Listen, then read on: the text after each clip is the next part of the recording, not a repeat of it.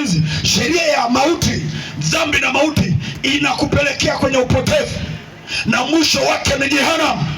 Na mtu ambaye yuko chini ya sheria ya dhambi anaendeshwa na dhambi.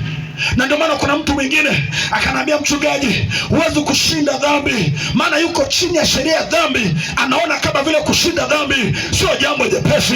Na kuambia hivi, ukimwamini Yesu Kristo, kushinda dhambi inawezekana. Kushinda dhambi inawezekana. Kuishi maisha matakatifu inawezekana.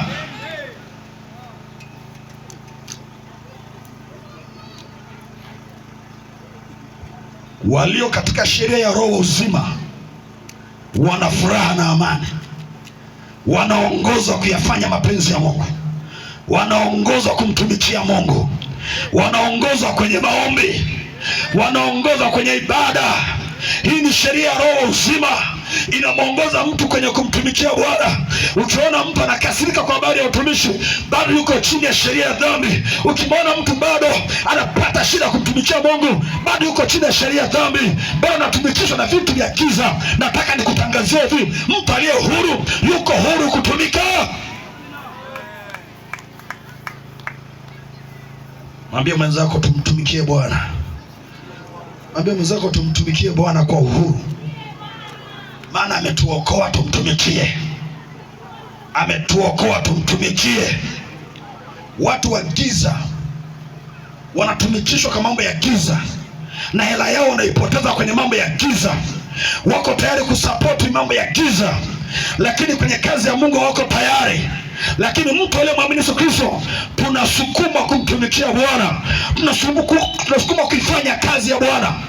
Jioni leo napomalizia, Paulo akasema hivi, sisi tulio katika Kristo Yesu hatuko chini ya sheria ya dhambi na mauti.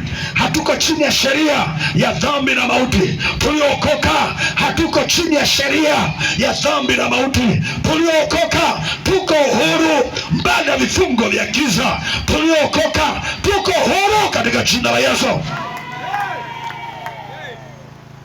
Tuliookoka, shetani don't touch me.